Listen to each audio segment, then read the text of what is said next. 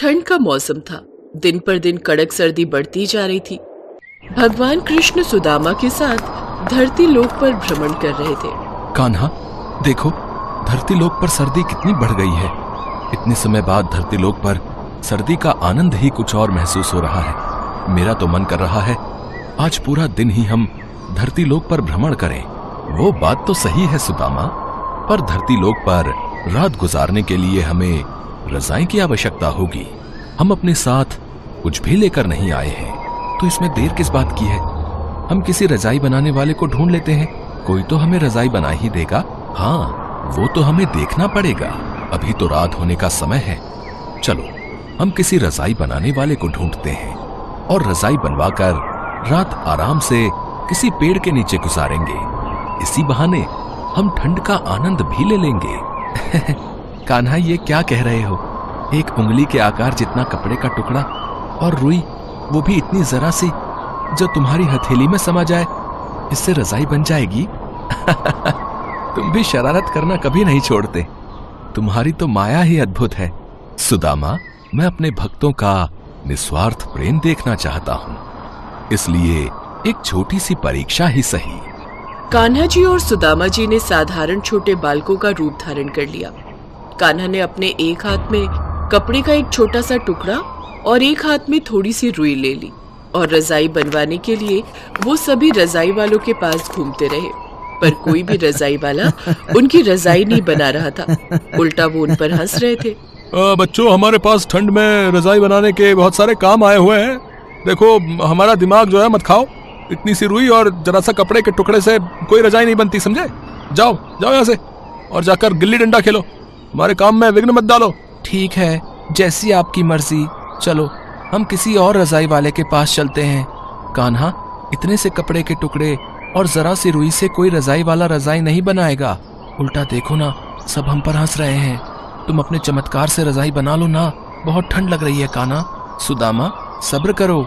सब्र का फल मीठा होता है। अभी तो शुरुआत है। इस गांव में और भी बहुत रजाई वाले हैं।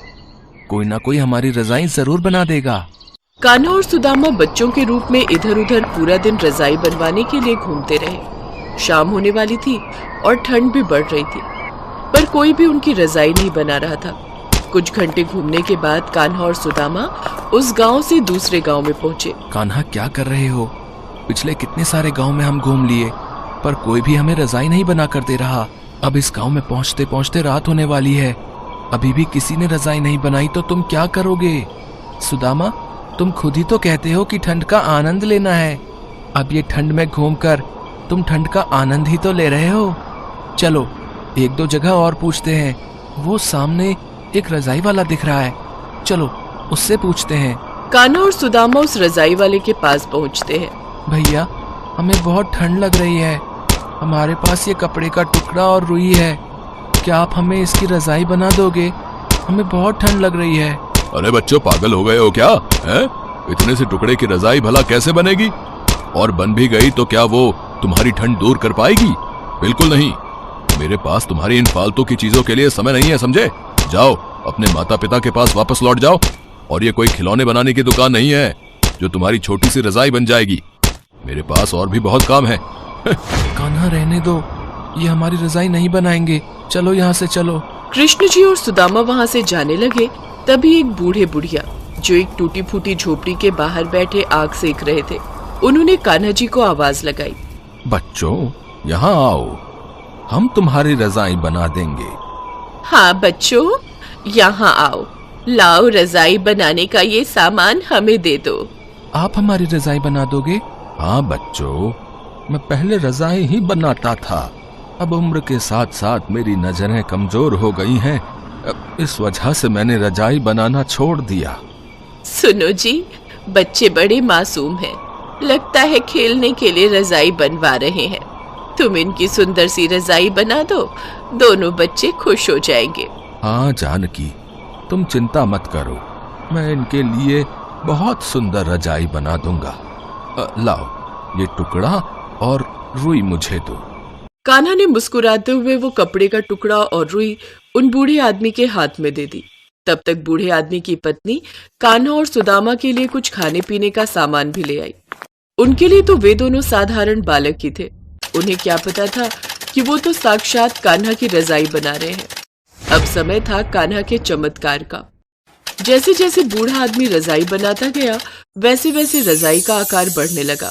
वो बूढ़ा आदमी और उसकी पत्नी दोनों हैरान रह गए कि ये सब क्या हो रहा है। वो घबरा गए। तभी कान्हा और सुदामा असली रूप में आ जाते हैं।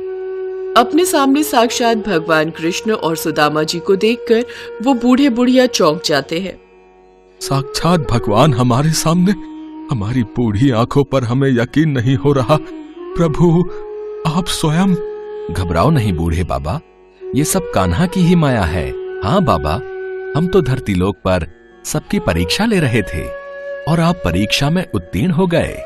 इसलिए मैं आपको आपकी निस्वार्थ सहायता के लिए उपहार देना चाहता हूं। अब आपके दुख और गरीबी के दिन दूर हो जाएंगे। वो बूढ़े बुढ़िया देखते हैं कि जो रजाई उन्होंने बनाई थी उसकी जैसी बहुत सारी रजाइयों के ढेर वहां लग जाते हैं। आपने हमारे लिए रजाई बनाई, इसलिए मैं आपको ये सारी रजाइयां उपहार में दे रहा हूं। अब इन्हें बेचकर खूब पैसे कमाओ। मेरा आशीर्वाद सदैव आप दोनों के साथ रहेगा। वो बूढ़ा आदमी और उसकी पत्नी दोनों हाथ जोड़े खड़े थे। उसके पश्चात भगवान कृष्ण और सुदामा अंतर्ध्यान हो जाते हैं।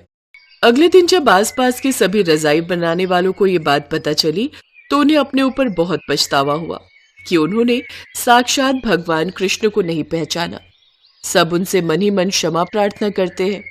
वे सब उन बूढ़े बुढ़िया की बहुत प्रशंसा करते हैं कि वो दोनों बहुत किस्मत वाले हैं कि उन्हें साक्षात भगवान के दर्शन हुए और उनकी रजाई बनाने का सौभाग्य प्राप्त हुआ।